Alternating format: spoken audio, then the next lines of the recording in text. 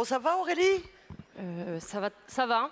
J'ai du mal à me dire qu'il est 9h20 du matin, mais j'aimerais bien vous voir vers minuit, ça doit être quelque chose. Enfin, en tout cas, on est tous en forme. Ça y est, c'est parti. Et avant d'accueillir notre première conférencière, surtout, vous allez vous promener toute la journée dans les ateliers, dans les conférences, dans les Rex de comptoir. Et on vous donne tous rendez-vous à 18h05, parce qu'on a une belle surprise à 18h05 pour la synthèse de la journée, et puis une surprise. Donc voilà. On est en train d'équiper Aurélie. Bon, vous avez parlé du respect du timing. Vu l'envolée et l'enthousiasme, on a préféré pas couper parce qu'en plus j'ai tout filmé, je vous dis, à la 3e prise. Alors là, c'est bon, vous pouvez faire une tournée internationale, vous étiez au poil, on aurait dit Michael Jackson. Donc on équipe Aurélie qui arrive bientôt. Comme vous voyez, le plaisir, le bien-être, c'est vraiment important. On vous l'a prouvé, tout se passe bien. On vous souhaite une excellente Fabrique du Changement 2018. Merci. Mais c'était pas à moi. Et nous accueillons Aurélie Salvert. Bienvenue Aurélie. Bonjour. Bonjour. Aurélie, tu es auteure, tu es entrepreneuse, nomade et surtout, je crois, une femme libre. Tu vas nous donner des conseils tirés des formations que tu donnes dans le monde entier et tu vas également nous parler de ton nouveau livre, Balance the World. En gros, tu nous proposes à tous de libérer le héros ou l'héroïne qui est en nous. Bienvenue Aurélie. Merci. Et à toi. Merci beaucoup. Bonjour. C'est super là, non? Là, on se sent bien en forme. On était en backstage en train de faire tous les exercices. Ça fait du bien, hein? On se sent bien détendu. Ok, alors je vais vous demander de faire une petite chose avant de commencer ma présentation. J'aimerais bien que vous réfléchissiez tous à une héroïne, quelle qu'elle soit, quelqu'un qui vous a inspiré dans votre vie, peut-être quand vous étiez enfant ou peut-être dans votre vie de tous les jours, quelqu'un de votre famille ou quelqu'un que vous avez vu à la télé, quelqu'un de vivant, de décédé, quelqu'un de réel ou de fiction, ça m'est égal. Mais de réfléchir à une héroïne et la marquer un petit peu dans votre tête ou dans votre petit papier. Je vous donne quelques secondes. Je vous donne une piste, là, si vous voulez. Alors, moi, quand j'ai réfléchi un petit peu à quelles étaient mes héroïnes, je vais vous parler de plusieurs héroïnes qui m'ont inspirée. Et une des premières, c'est une héroïne un petit peu controversée. Et controversée, notamment un peu ici dans la ville de Nantes. Quand je suis arrivée ce matin, moi c'est la première fois que je viens à Nantes, et je voyais un petit peu tous les panneaux autour du tramway, en fait, qui parlent du passé de Nantes. Donc voilà, une des premières héroïnes pour moi, c'est Scarlett O'Hara. Alors, c'est pas facile, parce que d'un côté, Scarlett O'Hara, elle est clairement esclavagiste, elle est clairement colonialiste, et elle est blanche, elle est vraiment du côté un petit peu de l'oppresseur. Mais pour moi, ce qu'elle représentait quand j'étais petite et que je regardais sans trop vraiment comprendre, autant n'emporte le vent, c'était vraiment une femme forte. Une femme qui bousculait un petit peu les stéréotypes à l'époque, qui s'en fichait de ce qu'on pensait d'elle, si elle se mariait une fois, 2 fois, 3 fois, qui était libre par rapport à son histoire et à son vécu. Donc pour moi, c'était une des premières. Une deuxième, quand j'étais petite, c'était Thelma et Louise. Qui est fan de Thelma et Louise ici dans l'Assemblée? Ok, on est de la même génération, parce que quand je parle à la jeune génération, ils sont c'est qui Thelma et Louise? Donc c'est bon, on est à peu près alignés là-dessus.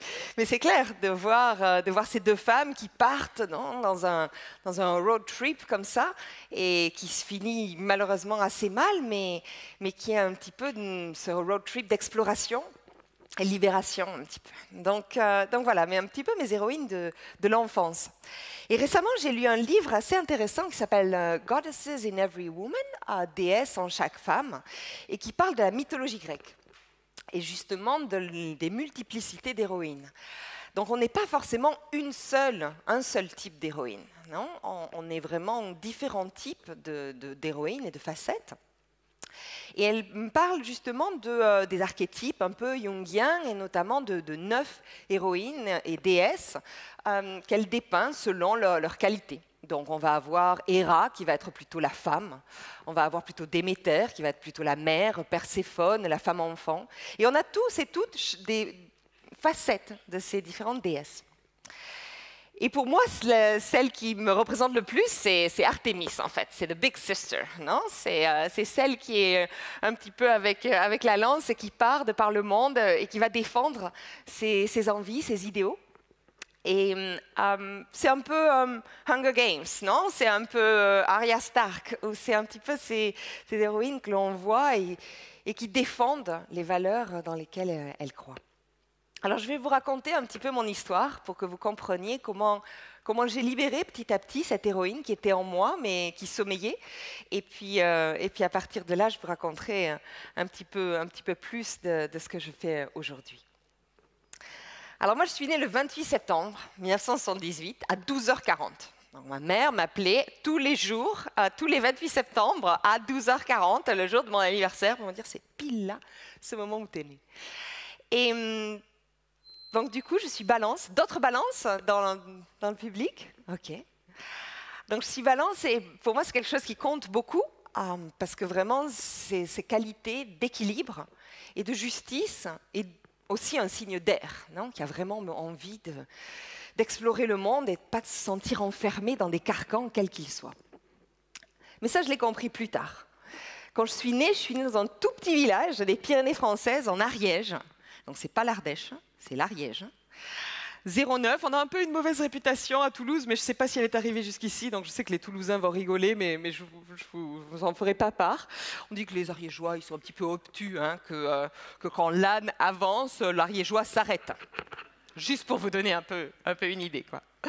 Et on est vraiment à la frontière avec l'Espagne. Donc j'ai grandi dans une région un petit peu rebelle aussi, avec des châteaux cathares qui contestaient l'autorité de l'Église catholique. Ça leur a un petit peu desservi. Ils ont tous été éliminés, brûlés en 1244. Donc il y a quand même un peu ce feu un petit peu rebelle.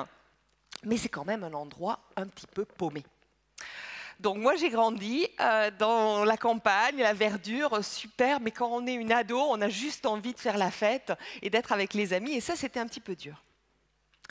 Et puis j'ai grandi dans une famille aussi assez patriarcale. Alors bon, quand j'étais petite, je ne mettais pas le mot patriarcal dessus parce que je ne savais pas ce que ça voulait dire. Mais là c'était marrant, j'étais à Pentecôte, justement pour le lundi de Pentecôte chez moi, enfin chez mon grand-père en Ariège. Et donc je les challenge un peu sur les conversations, c'est toujours assez marrant. Puis je leur disais, bon, qu'est-ce que vous pensez que je devrais faire dans les prochaines années? À mon grand-père, qui est un petit peu la figure qui a mené la famille pendant des générations, me dit, je pense que tu devrais faire de la politique. Mais attention, pas du droit des femmes. Après, tu peux faire ce que tu veux. Mais bon, les histoires de femmes, non, laisse-le pour les autres. Donc c'est un peu dans ce type d'environnement dans lequel j'ai grandi. Et du coup, quand je m'ennuyais beaucoup, j'ai lu beaucoup d'histoires. Beaucoup de livres, beaucoup de contes. J'étais fan de la mythologie grecque, des contes, des légendes, de Frison Roche. J'adorais tout ce qui me faisait un peu voyager. Et pour moi, c'était vraiment important parce que les histoires, les mythes, nous donnent vraiment des modèles. Des modèles de ce qui peut être, de ce qui existe, et nous transmettent des messages. Et ça, depuis la nuit des temps, même avant l'écriture. Donc, je suis un peu née et je me suis entourée de toutes ces histoires. Et ces histoires étaient souvent très masculines. À l'époque, à nouveau, je ne m'en rendais pas forcément compte, mais éducation catholique, avec la Bible, qui raconte donc toutes les histoires, mythologie grecque, où Zeus, globalement, viole la moitié des femmes qui existent, en totale impunité. Mais toutes ces histoires m'entouraient. Et je ne les questionnais pas forcément vraiment à l'époque. Alors, j'étais une bonne élève. J'ai fait une prépa parce que voilà, en France, on est dans un système vraiment élitiste. Du coup, bonne élève, prépa. Et là, j'arrive à HEC, à la capitale. Et là, je comprends ce que c'est d'être provincial. Quand tout le monde me fait répéter « dis-les », c'est rigolo quand tu dis « les ». « Dis Rose », oh, c'est rigolo quand tu dis Rose. Bon, ça suffit là. Donc, j'ai bien compris le concept, où j'étais justement un peu en minorité. Et c'était assez surprenant pour moi. Et je ne trouvais pas vraiment ma tribu. je me sentais vraiment différente et je sentais qu'il y avait vraiment une reproduction qui avait lieu et je n'avais pas l'impression de me reconnaître dans les messages que l'on me transmettait. Alors c'était un peu déstabilisant pour moi. Du coup, je suis partie à l'étranger et mon premier déclic, mon premier moment un peu d'épanouissement, où libérer justement cette héroïne dont on parlait, c'était mon accord d'échange aux États-Unis. Je suis partie en Arizona, au milieu du désert, hein, donc on parle du milieu de la campagne pour partir au milieu du désert, mais dans une école hyper internationale. Et pas faussement international, juste sur les sites web, mais vraiment avec un effort d'intégrer tout le monde et où on essayait de connaître la culture de chacun et de chacune. Et surtout avec ce côté un peu américain de « ouais, tu veux faire le tour du monde, mais pourquoi pas ?» Alors que moi, je venais justement du côté français, on me disait « mais pourquoi tu vas faire un truc pareil ?» Et puis je connais la cousine du cousin qui est allé là-bas, qui s'est fait voler son sac, etc. Vous voyez le genre. Donc du coup, pour moi, c'était « waouh !» Tout d'un coup, des gens peuvent entendre ce que je veux faire. Et du coup, après mon diplôme, je suis partie bien vite et je suis allée de l'autre côté de la frontière et je suis partie à Barcelone. À Barcelone pour plein de raisons, mais une des raisons les plus importantes pour moi, c'était vraiment les valeurs qui existent à Barcelone. C'est une ville vraiment activiste, une ville qui se veut féministe, une ville qui est fière de ses valeurs et de son identité. Pour moi, ce qui est un des symboles les plus importants, c'est les castellers, non? Ce qu'on voit un petit peu dans toutes les fêtes à Barcelone, avec la piña, non? Qu'ils appellent, où justement, c'est vraiment un symbole pour moi de la collaboration en temps réel. Et donc, on a la piña de personnes qui sont tout en bas et qui sont hyper serrées pour s'assurer que si on tombe, elles sont là pour nous retenir, et ensuite à monter progressivement, et les plus petits sont vraiment en général une petite fille ou un petit garçon de 10, 12 ans, avec un petit casque qui monte, comme on voit là, 8 étages. Et pour moi, c'est toujours un moment très émouvant, parce que je sens cette solidarité, et c'était vraiment important pour moi de trouver une tribu qui me ressemble. Et je pense que c'est aussi quelque chose que vous cherchez, non, comme acteur et actrice de changement, comment trouver une tribu qui nous ressemble. Alors du coup, à partir de là, le petit gusanillo, comme on dit, le petit ver, le petit virus du voyage, s'est instillé en moi. Et je suis partie en voyage, 6 mois en Asie. Premier moment de backpack à l'époque où il n'y avait pas vraiment WhatsApp, il n'y avait encore que des cybercafés. Et du coup, maman m'a dit, bon, ok, tu peux y aller, mais tu m'écris. Et tu écris un blog tout le temps. Et c'est la naissance du blog, c'est la naissance de l'écriture pour moi. Et c'était un moment un peu magique d'être dans les trains en Inde, d'écrire ce qui se passait sur des cahiers, puis après dans les cybercafés pendant 1h30 et de retaper le truc comme ça. Et ça a été un peu le début de ce rapport avec les mots et avec les histoires que je racontais pour une fois, que je ne faisais pas seulement qu'entendre. Alors quand je suis revenue, j'ai eu envie de donner et d'avoir une carrière qui soit vraiment plus dans l'impact social. Alors, je suis partie en ONG, chez Oxfam. Puis, je me suis dit, oui, c'est bien, mais j'aimerais plus être avec des personnes qui changent le monde dans leur communauté. Parce que je voyais justement quand on travaillait avec des grandes ONG comme Oxfam en Éthiopie, on travaillait avec les personnes les plus vulnérables dans une région spécifique du pays, mais tous mes amis à Addis Abeba qui essayaient de changer les choses, ceux-là, on n'en entendait pas forcément parler. Donc c'est là que j'ai découvert l'entrepreneuriat social et un livre de David Bornstein, non, Comment changer le monde, et apprendre un petit peu de quoi il s'agissait. Et du coup, j'ai rejoint Ashoka et j'ai réalisé, en voyant d'autres personnes qui étaient leurs propres chefs, les chefs de leur propre vie, que c'était ce dont j'avais envie. Mais comme toute balance, j'avais beaucoup de mal à choisir. Il y avait plein d'options qui s'offraient. Donc l'idée était, pour moi, j'étais un peu une entrepreneur en recherche de projets. Oui, je voudrais quelque chose qui soit global, je voudrais quelque chose qui ne m'attache pas géographiquement, j'ai envie d'air, j'ai envie de quelque chose qui soit viable au niveau économique, lié au genre et positif. Alors, c'était pas facile, il fallait un peu créer à nouveau le chemin, d'une certaine façon. Et du coup, j'ai fait plein de choses, essayé plein de choses, certaines qui ont marché, certaines qui n'ont pas marché. La première chose que j'ai faite, c'est de rejoindre des réseaux. À nouveau, trouver ma tribu, essayer de connecter avec d'autres personnes qui me ressemblaient un peu ou qui, du moins, avaient les mêmes aspirations. Donc ça a commencé un petit peu comme ça, et retrouver des amis de TEDx, de Sandbox, de Make Sense. D'ailleurs, aujourd'hui, c'est une personne de Make Sense qui m'accueille. Vraiment retrouver cette famille globale. Et j'ai essayé plusieurs choses. J'ai essayé de monter un Impact Hub, j'ai essayé de monter des voyages d'innovation, puis j'ai été virée de mon travail qui me disait « bon, c'est bien joli, mais si tu veux monter ta boîte, vas-y ». Donc des moments aussi difficiles et des moments aussi positifs. Pour moi, un des moments les plus positifs, ça a été la création de TEDx Barcelona Women, où justement on mettait sur une scène comme ici des personnes qui essayaient d'avoir un impact positif en termes de parité. Et c'était ce qui me montrait un petit peu le chemin. Alors de là, j'ai organisé des ateliers de storytelling, plutôt pour femmes entrepreneurs. Et ça a commencé de mon envie de coacher des speakers sur le TEDx, parce que j'adorais essayer de leur faire accoucher de leur histoire. Non, poser des questions, leur dire, mais quelle est ton histoire véritablement et pourquoi tu fais ce que tu fais? Qu'est-ce qui est derrière tout ça? Et petit à petit, je réalisais en fait que les histoires que l'on voit manquent terriblement de femmes. Donc il y a ce compte Twitter qui s'appelle All Male Panel. Et donc quand vous allez à une conférence, par exemple, vous pouvez prendre une photo et leur envoyer justement pour le mettre sur leur blog et montrer un petit peu à voir cette réalité des panels qui, bien souvent, sont très masculins. Michel Perrault parle de ça, des femmes, ou des silences de l'histoire. Moi, j'ai appris de Napoléon, de Charles Martel, de Charlemagne, de Clovis. Mais où étaient les femmes dans notre histoire, à part Jeanne d'Arc, qui était vierge et qui entendait des voix? Bon, voilà. Et on parle de l'histoire et de nos livres d'école, mais on parle aussi de nos films. Non, UN Women a analysé un petit peu les films un peu partout dans le monde.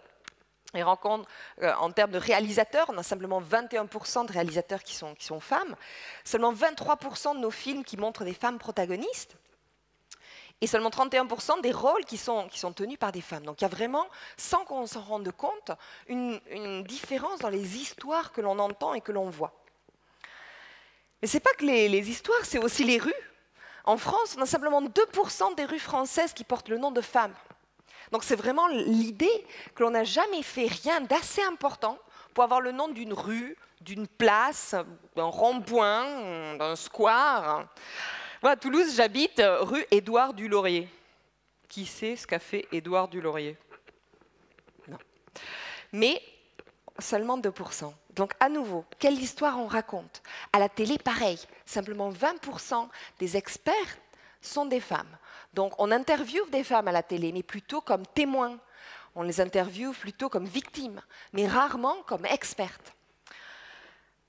Et en termes de films, vous avez vu un petit peu le dernier Festival de Cannes, mais sur tous les films qui ont été en compétition à Cannes depuis 1946, on a 1727 réalisateurs masculins et 82 féminins, dans tout le choix de la compétition. On parle de 5%. Et sur ces 5%, de toutes les palmes d'or, seulement une a été donnée à une femme, à Jane Campion pour la leçon de piano. Donc, à nouveau, et ça ne veut pas dire qu'on ne réalise pas de films. Ça veut dire que ces films, on ne réalise pas beaucoup de films, mais aussi que ces films soit ne voient pas le jour, soit ne sont pas diffusés. Et au-delà des histoires qui nous entourent, on a aussi des expressions, langage, des narratifs extérieurs qui nous racontent un petit peu la même chose. Alors, on a les mythes, bien évidemment, de Ève, qui est un petit peu la cause de tous les problèmes. On a le mythe de Pandore dans la mythologie grecque, ouvrir la boîte et ouvrir la porte à tous les maux et à toutes les maladies. Et puis les expressions. À nouveau, je conduisais donc pour aller en Ariège avec mon père à côté. Qui était là, non mais fais attention, là. Tu es sûr que tu as passé la 6e? Non mais regarde, il y a le camion qui arrive là. Avec cette idée, femme au volant, bon, retourne. Donc ce sont tous ces narratifs qui ont un impact. Ça semble être des choses minimes. Et tous ces narratifs ont un impact majeur et on le voit vraiment. Moi, quand je donne des cours à des petits enfants en fait, de 6, 7 ans, et pour ceux et celles d'entre vous qui ont des enfants, vous voyez un petit peu le changement avec justement l'adolescence où l'estime de soi baisse dramatiquement. Et je ne vais pas forcément parler de la partie physique également, mais un gap de confiance qui se construit progressivement avec tous les messages que l'on nous envoie. Il y a un livre très intéressant qui s'appelle The Confidence Code sur ce thème et qui parle justement de femmes puissantes dans le monde, mais qui sont également confrontées à ce qu'on appelle ce syndrome d'imposteur, ce sentiment de « j'ai pas fait assez pour être là, je ne suis pas encore assez légitime ». Je pense qu'il y a quelqu'un qui va s'en apercevoir à un moment donné. Et pour moi, ce qui est important, c'est, quand je parle dans mes ateliers, de faire en sorte que chacun et chacune se rende compte que ce gap de confiance, il n'est pas individuel, il est collectif. C'est vraiment simplement le symptôme de narratifs que l'on nous vend depuis 3000 ans. En fait. Un autre livre intéressant, c'est de Brené Brown, I Thought It Was Just Me. C'est un peu cette idée-là, de se rendre compte que ce n'est pas quelque chose d'unique, c'est vraiment quelque chose de systémique. Alors pour moi, j'aime beaucoup cette citation d'Angela Davis qui dit « I'm no longer accepting the thing I cannot change, I'm changing the things I cannot accept ». Donc je ne veux plus accepter les choses que je ne peux pas changer, au contraire, j'essaie de changer les choses que je ne peux plus accepter. Et donc c'est de là qu'est née mon organisation actuelle qui s'appelle Shift Balance.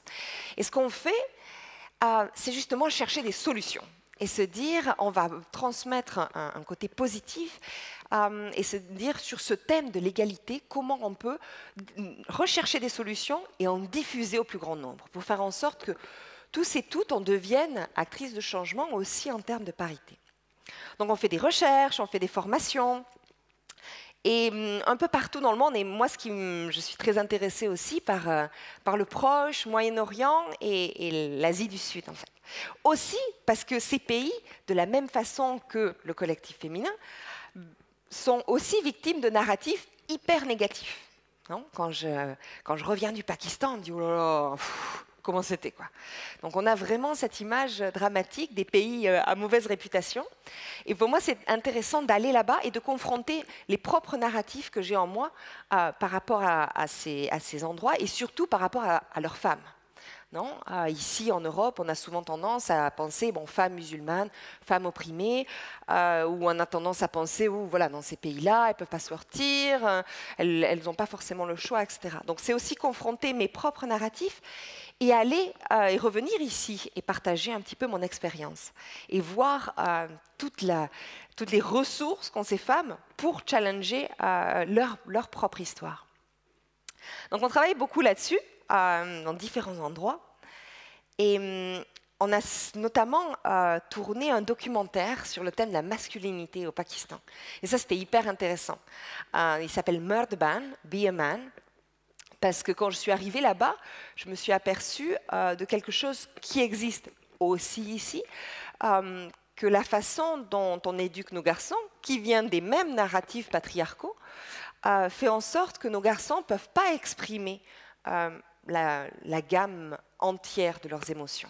Non, quand on est petit, ok, ça va, on peut crier, on peut pleurer, on peut se battre, mais petit à petit, par nos expressions, par les films aussi, la culture, tous les narratifs qui nous entourent, on engage les garçons à aller vers la violence comme un moyen de régler leurs conflits et surtout à supprimer leurs parties plus vulnérables, plus tendres, plus sensibles et surtout pas l'exprimer sous le risque d'être confrontés au bullying, au harcèlement, à d'autres violences.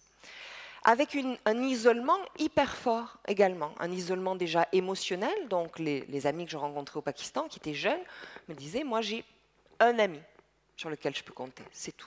C'est la seule personne à qui je peux vraiment raconter ma vie. Les autres, je mets un masque, je fais une façade.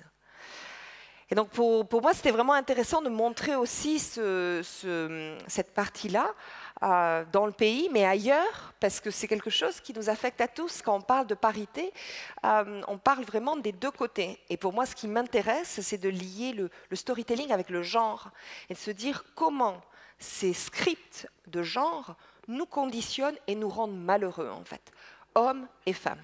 Nous enferment dans des boîtes, non, dans une boîte qui est plutôt qui nous réduit, non, pour les filles, et une boîte qui nous surgrandit parfois pour les hommes, mais dans lesquelles ni l'un ni l'autre ne se sentent vraiment à l'aise.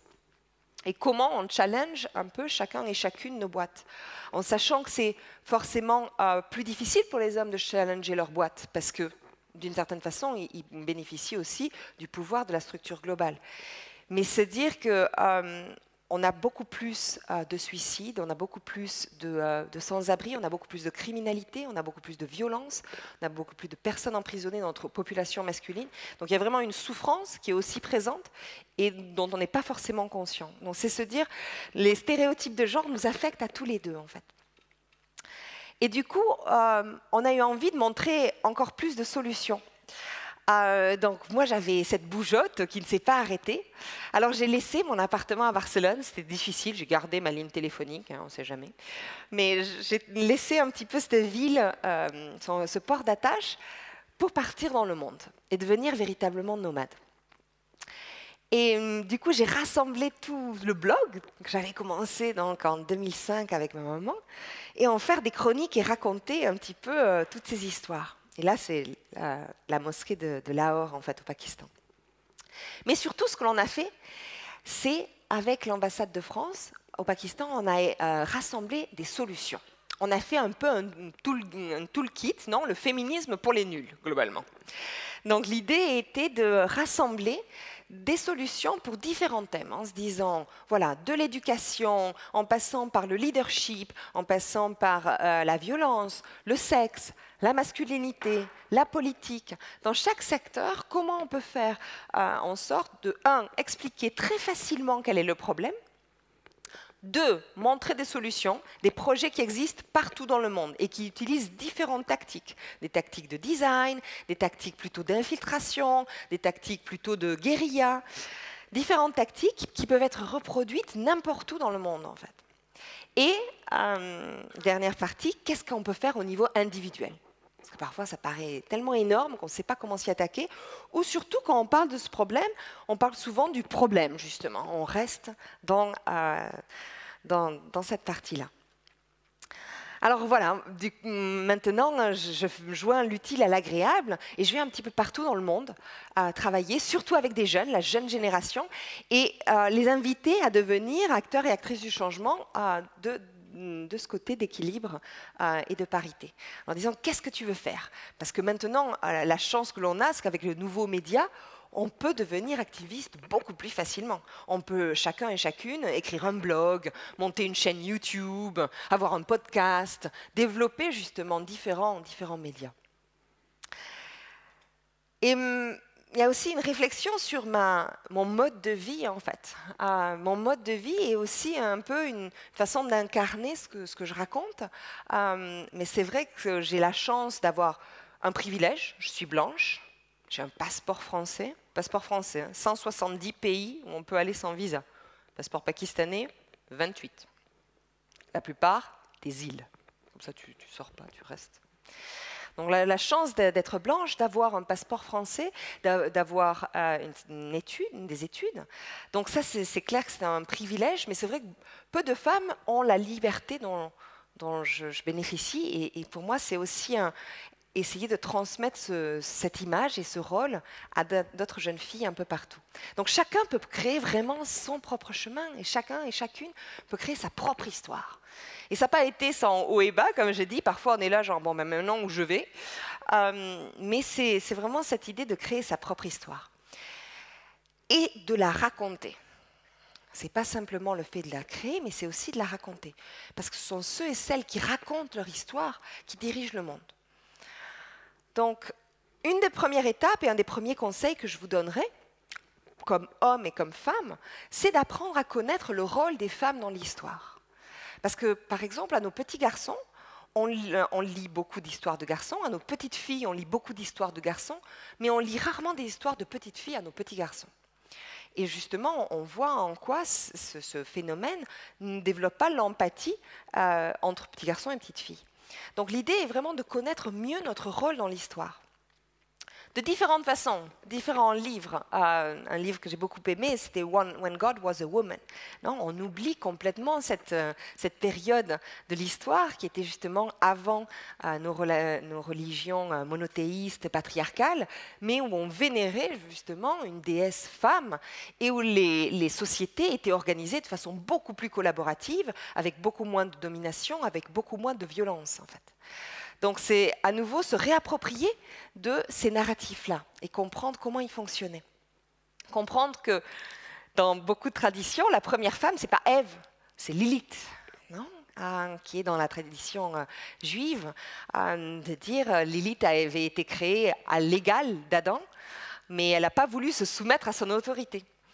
Et du coup, hop, on l'a éjectée du paradis et on l'a remplacée par une beaucoup plus docile Ève, en la créant de la côte d'Adam. Et Lilith est devenue, dans notre imaginaire, un démon, une femme démoniaque qui nous poursuit et qui tue nos enfants. Donc, à nouveau, un mythe qui est important de connaître pour connaître notre rôle dans l'histoire. Plein de bouquins sont hyper intéressants justement sur ce thème-là, comme Rad Women Worldwide, pour connaître d'autres histoires, quand je vous parle d'héroïnes, et trouver justement plus d'inspiration. Good Night Stories for Rebel Girls, ça a été un livre d'une centaine de portraits, très bien illustrés, de femmes de partout dans le monde, en fait, et qui a été traduit dans plein de langues. Je ne sais pas quel est le nom en français, mais qui a été traduit en français aussi, et qui a été le livre sur Kickstarter qui a levé le plus de fonds. Ils ont levé $1 million pour un projet Kickstarter créatif. Donc c'était quelque chose, ça a été un succès phénoménal. Donc il y a vraiment une envie, un besoin de connaître cette partie alternative de l'histoire. J'étais en Australie, Nouvelle-Zélande, ils ont un magazine qui s'appelle Womankind et qui parle justement de toute notre histoire et ce que l'on a pu accomplir à différents moments. En France, on a Culotté, que vous avez peut-être déjà lu, de Pénélope Bagieux, qui raconte à nouveau d'autres histoires. Et on a d'autres possibilités, mais vraiment l'importance de raconter. Non, on parle de la campagne de MeToo, c'est fabuleux, on libère la parole. Mais justement, c'est là qu'on se rend compte combien la parole n'était pas libérée. Non, combien justement ces histoires que j'entends au quotidien n'ont pas été partagées. Donc comment on peut partager encore plus nos histoires? Comment on peut, MeToo, on parle de 18 millions de personnes qui ont partagé leur expérience. On parle de Cannes, où enfin les femmes se mobilisent pour la première fois et montent sur les marches du festival et incarnent ces 82 femmes dont je vous parlais tout à l'heure en disant, voilà, sur toute l'histoire du festival, seulement 82. Et en réclamant justement une plus grande visibilité. Donc il y a vraiment une réappropriation progressive de l'histoire.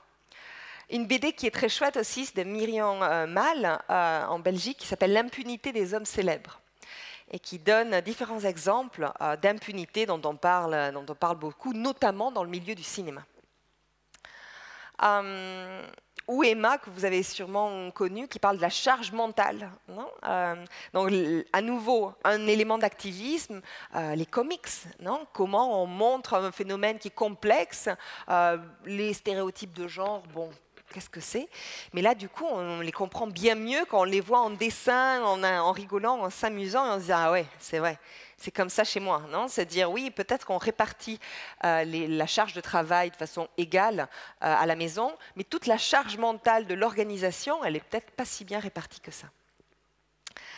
Et un autre magazine que je vous invite à connaître aussi, c'est Femmes d'ici et d'ailleurs, qui a été mis en place il y a peu de temps, justement parce qu'un photographe se rendait compte que quand il essayait de vendre ces images du monde entier de femmes à des médias, les seules images et photos qui étaient achetées représentaient un certain narratif, le narratif qui nous allait bien, de femmes plutôt victimes ou de femmes qui subissaient un petit peu l'histoire. Et rarement de femmes agissantes. Donc Femmes d'ici et d'ailleurs raconte, c'est un bimensuel qui raconte justement ce type d'histoire. Donc si vous voulez faire un cadeau pour Noël, ça peut être une bonne idée. Donc je vous donne d'autres projets, plein de projets qui existent dans le monde. Il y a aussi The Atlas of Beauty, qui est fait par une photographe roumaine, qui montre plein d'images de femmes partout dans le monde. Donc il y a le blog, mais il y a aussi un livre qui donne justement cette diversité et cette variété de représentation de femmes un peu partout dans le monde. Et puis des histoires aussi à la télé, dans le cinéma. Certains d'entre vous ont dû lire ou voir le film Wild, non? Où Reese Witherspoon justement prend son sac à dos et part sur le Pacific Trail, non? Et démarre un peu cette longue route à pied avec tout le travail un petit peu personnel que ça suppose.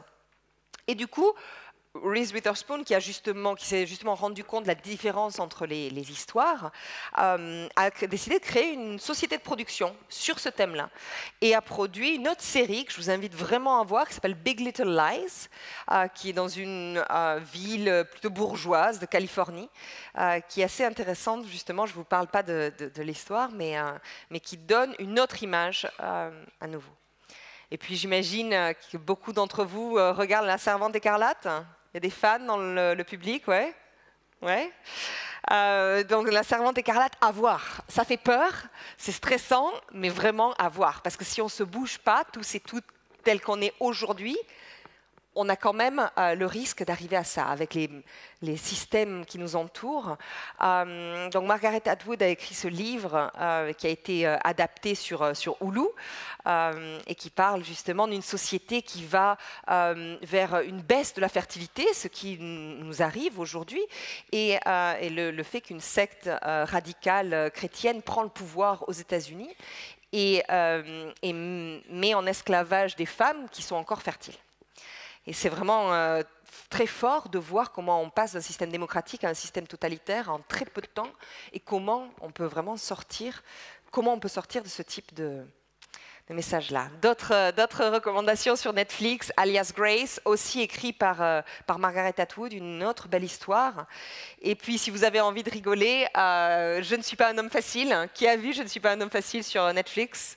Oui, quelques-uns ici, d'Eleanor Pouria, qui inverse les rôles entre hommes et femmes. Donc c'est un très beau film, très subtil, mais qui met un petit peu le doigt sur des inégalités qui nous paraissent peut-être quotidiennes et qui, quand on échange les rôles, donc une autre tactique d'échanger les rôles, nous paraissent beaucoup plus choquantes. Donc voilà. Beaucoup de nouveaux médias utilisent justement cette possibilité de casser le système de pouvoir en se disant, voilà, on peut faire des newsletters et raconter une autre histoire, que ce soit Mademoiselle, que ce soit Les Glorieuses, que ce soit les Nouvelles News, Georgette Sand, puis des podcasts aussi, qui n'ont pas besoin de vendre à des chaînes. Moi, je le vois, j'ai des amis qui travaillent à la télé, pour vendre d'autres narratifs à des chaînes, les chaînes nationales, c'est devenu extrêmement difficile. Donc, comment on utilise les médias alternatifs pour faire entendre une autre voix, notamment donc, le podcast La Poudre, qui raconte l'histoire de femmes inspirantes. Et LaLab, qui connaît LaLab ici parmi vous? Ça vous dit quelque chose? Donc LaLab, ça a été créé par Sarah Zwack et un collectif qui est parti justement filmer des femmes musulmanes un peu partout dans le monde et est revenu, fait ce qu'on appelle Women Muslim Sense Tour. Et quand elle est revenue, elle a fait un petit peu des projections sur ce thème-là et s'est aperçue que la façon dont on dépeignait les femmes musulmanes dans les médias français était extrêmement caricaturale et stéréotypée. Donc, ils ont créé cette association, ce collectif et ce média online qui s'appelle LaLab, L-A-L-L-A-B, avec cette volonté de changer le storytelling, changer le narratif sur les femmes musulmanes et justement se réapproprier la façon d'en parler. Donc voilà, donc tout ça, ce sont des initiatives autour de nous qui nous permettent de changer notre alimentation en histoire. Non, on parle souvent de changer sa façon de manger pour justement se sentir mieux. C'est aussi important de changer notre alimentation en histoire extérieure de façon à changer notre propre histoire intérieure, plus personnelle. Alors, moi, j'aime beaucoup cette partie de storytelling et on est vraiment conditionné par les histoires que nous nous racontons nous-mêmes. Quelles sont les histoires que l'on se raconte dans notre petite voix intérieure quand on vient sur scène, quand on vient à un événement comme ça, qu'on a peut-être du mal à rencontrer quelqu'un avec qui parler à la pause, quand on regarde les personnes qui sont sur scène et on se dit je ne sais pas si j'ai fait grand-chose, moi. c'est plein de fois ce qui m'arrive dans plein d'événements. Toutes les histoires que l'on se raconte. Donc, une écrivaine et chercheuse que j'aime beaucoup, c'est Brené Brown, non, qui parle de la vulnérabilité et qui parle de l'importance de nous accepter tels que nous sommes et de se savoir méritant, en gros, et méritante d'amour et d'appartenance. Donc, elle travaille beaucoup sur ce thème, sur le thème de la honte, de la vulnérabilité. Et puis la partie aussi corporelle.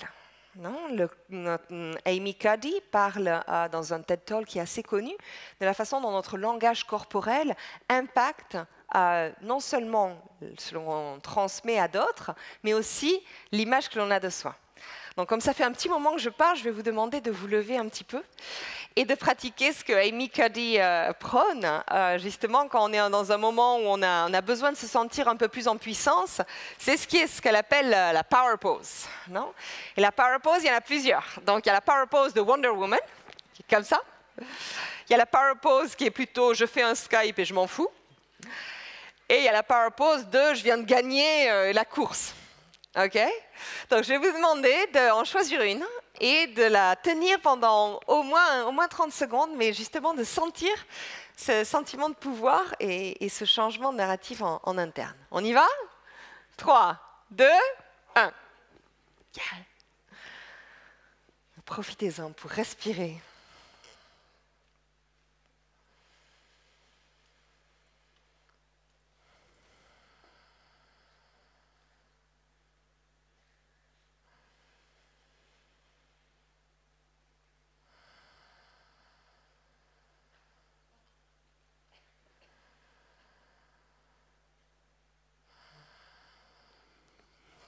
Merci, merci beaucoup. Ça fait du bien un peu, non, de s'étirer un petit peu. Merci.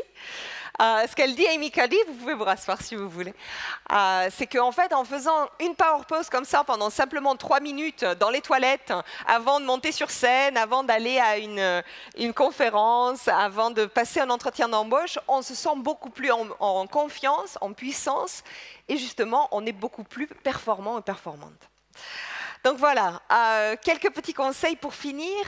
Acceptez les compliments et donnez-en. C'est gratuit, c'est facile. Non, j'aime beaucoup ta robe, j'aime bien tes cheveux, j'aime bien, merci pour ton sourire, des petites choses. Et quand on vous le dit, répondez merci. Non? Donc il y a une vidéo de Amy Cuddy qui est assez sympa là-dessus, non?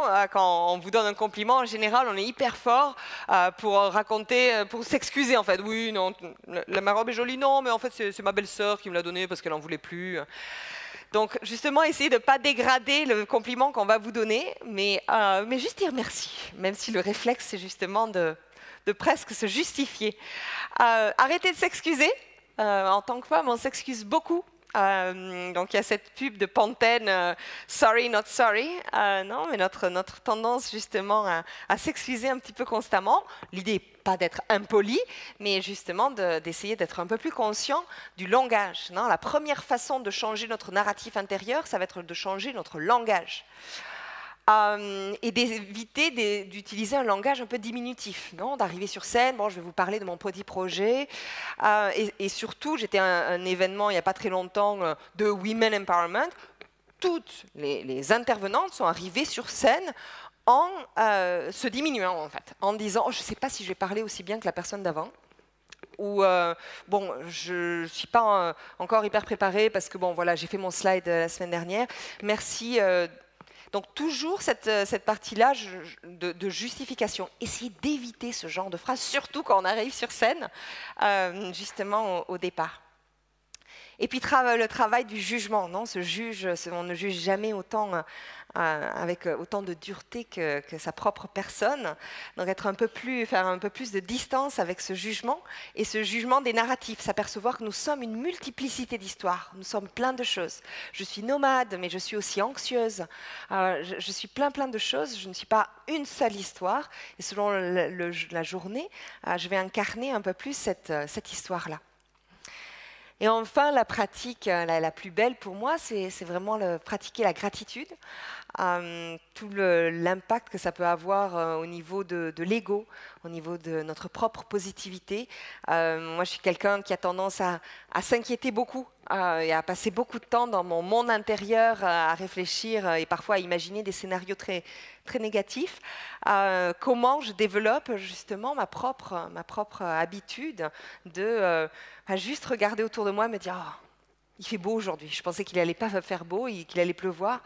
Merci d'être là, merci d'avoir cette possibilité, non, de pratiquer un petit peu. Donc ça, le pouvoir de la gratitude. Donc voilà, je vais vous laisser avec ça. Quelle histoire vous allez choisir pour vous-même quand on vous rencontre à la pause? Qu'est-ce que vous allez raconter de vous-même? Quelle histoire vous allez choisir de raconter? Il y en a plein, et ce qui est génial, c'est un peu comme les dates, non? Vous rencontrez quelqu'un pour la première fois, vous dites, je peux vous raconter n'importe quoi. Je peux vous dire l'histoire où je suis un peu la loseuse qui n'arrive jamais à rester avec quelqu'un, ou au contraire, la personne qui est super libre, indépendante, etc. Je peux choisir l'histoire que je vous raconte. Donc essayez de le faire de façon beaucoup plus consciente, parce qu'on est un peu le héros et l'héroïne de notre propre histoire. Il n'y a que nous qui écrivons cette histoire, en fait. On a vraiment cette capacité d'écrivain.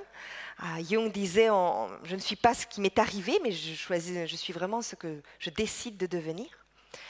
Et on a ce pouvoir de changer ce narratif et de développer cette partie positive de nous-mêmes. Donc voilà. Il y a une potentielle héroïne en chacun de nous, en chaque femme, mais en chaque homme aussi, moi je crois vraiment. Comment? Oui, absolument. Donc ma question, c'est vraiment de savoir quelle est la vôtre. Merci beaucoup.